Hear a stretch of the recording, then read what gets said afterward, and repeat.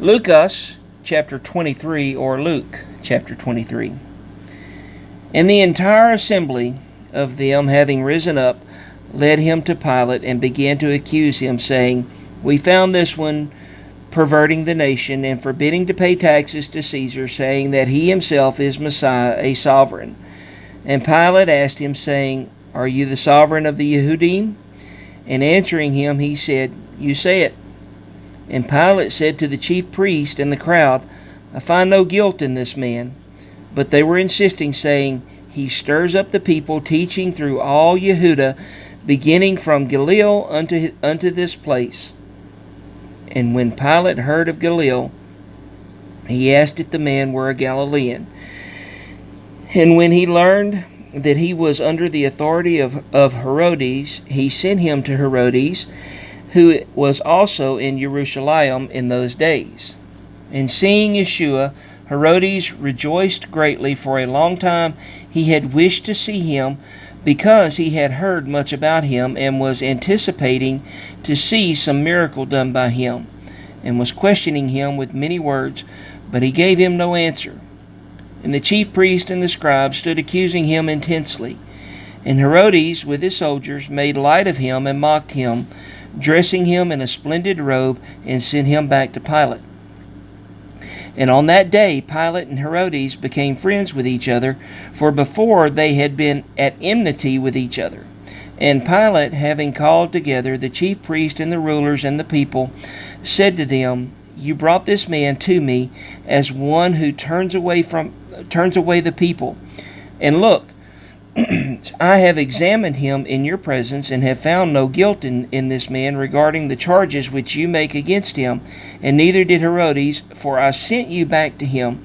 And look, he has done none at all deserving death. Having disciplined him, then I shall release him.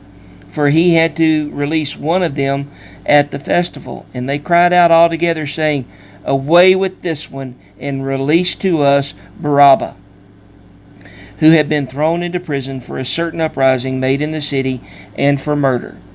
Wishing to release Yeshua then, Pilate appealed to them again, but they were calling out, saying, Impale him, impale him. And he said to them the third time, Why? What evil has he done? I have found no reason for death in him. Having disciplined him, then I shall release him. But the loud voices, they insisted, asked for him to be impaled, and the voices of these men and of the chief priest were prevailing. And Pilate pronounced sentence that what they asked should be done.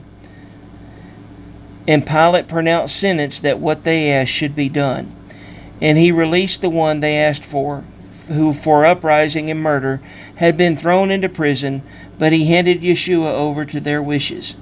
And as they led him away, they laid hold of a certain man, Shimon of Cyrene, who was coming from the field, and they put the stake on him to bear it behind Yeshua. And a great number of people were following him, and women who also were mourning and lamenting. But Yeshua, turning to them, said, Daughters of Jerusalem, do not weep for me, but weep for yourselves and for your children.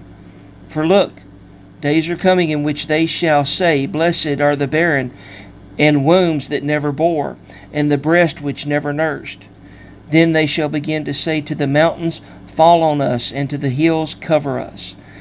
Because if they do this to the green tree, what is going to be done to the dry tree?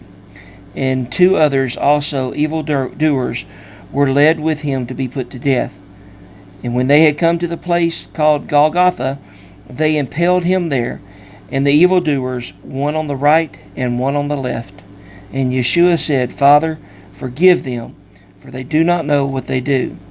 And they divided his garments and cast lots. And the people were standing looking on, and the rulers also were sneering with him, saying, He saved others, let him save himself, if he is the Messiah, the chosen of Elohim. And the soldiers were mocking him too, coming and offering him sour wine, and saying, If you are the sovereign of the Yehudim, save yourself.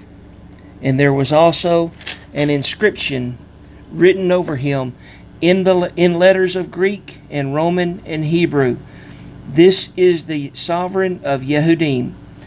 And one of the evildoers who were hanged was speaking evil of him, saying, "If you are the Messiah, save yourself and us." But the other, responding, rebuked him, saying, "Do you not even fear Elohim, since you are under the same judgment? And we indeed rightly so, for we receive the due reward of our deeds, but this one has done no wrong." And he said to Yeshua, "Master, remember me when you come into your reign."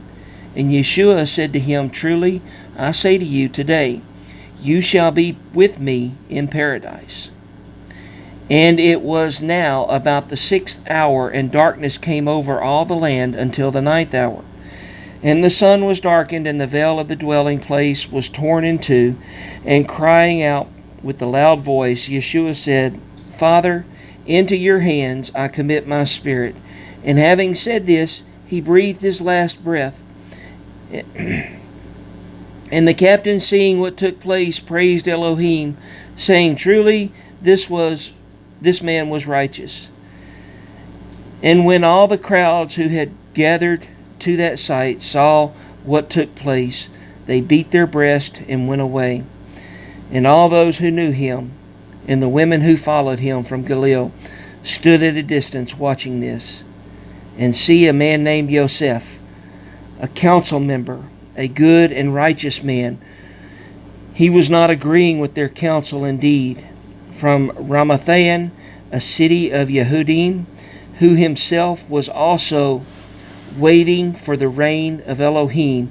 He, going to Pilate, asked for the body of Yeshua, and taking it down, he wrapped it in linen and laid it in the tomb hewn out of the rock, where no one was yet laid.